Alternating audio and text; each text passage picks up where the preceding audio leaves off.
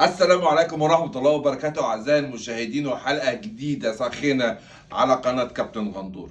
3 مواضيع هنتكلم فيهم: عدل القيعي وهو بيتكلم على نادي الزمالك، وعندك ميدو وحازم إمام، وعندك المفاجأة أو مش المفاجأة، يعني أنا كنت متوقع أو متخيل إن ده الاستراتيجية اللي ماشي عليها مدحت شلبي.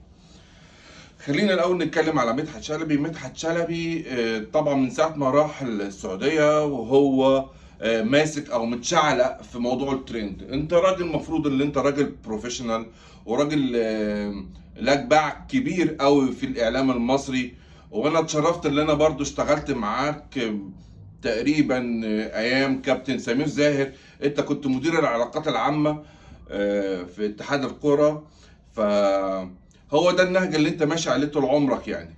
فمن العيب او معنى اصح ما يصحش ان انت تبقى انت بتتكلم في ماتش في السعوديه ما بين فريقين، هنقول فريقين بيبتدوا يحاولوا انهم يبقوا من كبار اسيا، انك تجيب سيره الاهلي والزمالك. يعني هي ايا كان انت بتحاول تشتغل على الترند، وبتحاول ان انت تبقى ليك مشاهدات اكتر.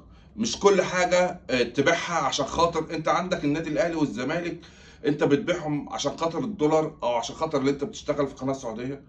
ما هو جماهير بص مبدئيا كده، ولا جماهير الزمالك معاك ولا جماهير الاهلي معاك. انت دلوقتي ماشي في سكه بتخلي الناس تشيل منك، او الناس حتى طبعا مش ممكن اقول ان انت زلة لسان او خانك التعبير، لا انت قاصد وعارف انت بتعمل ايه كويس. فبلاش تخش في السكه ديت عشان خاطر ردود الفعل بتاعت المصريين مش هتستحمل حاجه على النادي الاهلي ولا نادي الزمالك. تاني حاجه، انت بتتكلم على امام عاشور. يعني انت بتتكلم على ايه اللي دخل امام عاشور في الموضوع؟ الراجل اتصاب مع المنتخب.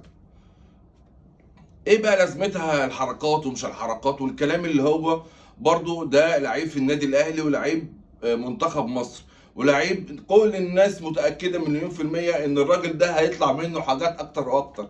فانت ليه بتوصل المرحلة ان الجماهير مصر كلها تبتدي تشيل منه؟ على النقيض كابتن عدلي طلع مع كابتن احمد حسن، مهندس عدلي القيعي طلع مع كابتن احمد حسن وابتدى يتكلم على نادي الزمالك وعلى الصفقات وعلى الانجاز التاريخي اللي هو عمله، ان هو وعد الناس في امور معينه بحيث ان هم يدفعوا غرامات، يشيل الحجز من على البنوك، يجيب لعيبه او صفقات. طبعا صفقات تنجح او تفشل ده لسه موضوع يعني هيبان بعد كده يعني.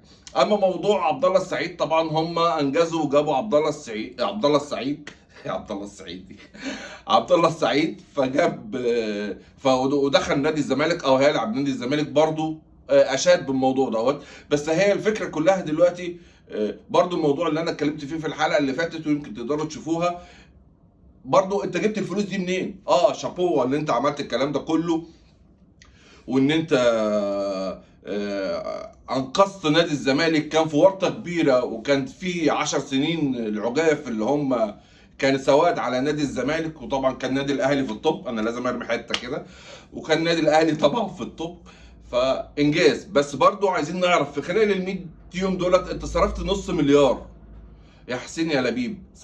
صرفت نص مليار. صرفت نص مليار دول في ايه؟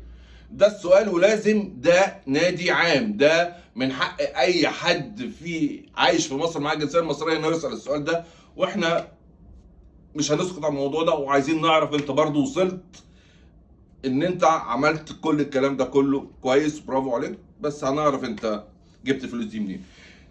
تالت موضوع حازم امام. وانا بسكرر كده على الموبايل لقيت ميدو طالع بيتكلم، ابتدى الحلقه بتاعته بيتكلم على حازم امام، وان حازم امام شخصيه محترمه لا غبار على ذلك. حازم امام الحجه او الاكسكيوز بتاعه ان حازم امام طيب، وعشان كده اتورط ان هو يتعاقد مع المدير الفني الاجنبي. طبعا انا مش عايز اذكر اسمه اساسا، ان هو عمل العقد. وكان بيتكلم مع حازم بيقول له ما تورطش نفسك في حاجه زي دي عشان خاطر انت مش قدها. انت مش قدها ولا اهلي ليها. انت بتورط نفسك ليه؟ انت مش يعني اداريا فشلت فشل ذريع يا حازم امام. كرويا وادب واحترام والكلام ده كله اوكي، بس هي مش بخبره ان انا بلعب كوره او كنت لعيب كويس او لا.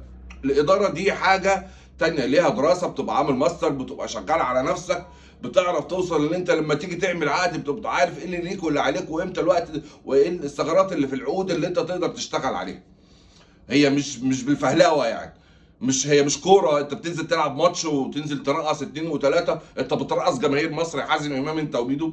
يعني انتوا فاكرينها برضو هي برضو يعني انت راجل المفروض لعبت في انديه كبيره وانديه عالميه، ما تطلعش تتكلم مع المصريين ان المصريين مثقفين، المصريين فاهمين كوره، المصريين بيلعبوا كوره احسن منك ومن حازم امام، واداريا احسن منك ومن حازم امام. كمصريين لو طلعت هطلع من ال 110 ولا ال 120 مليون ناس كتيره تستاهل انها تمسك مناصب او انها تطلع تتكلم في التلفزيون او انها تعرف تنهض بمنتخب زي منتخب مصر اللي هو ما يستاهلش اللي بيحصل فيه ده بقى له اكتر من 10 سنين ولا 12 سنه.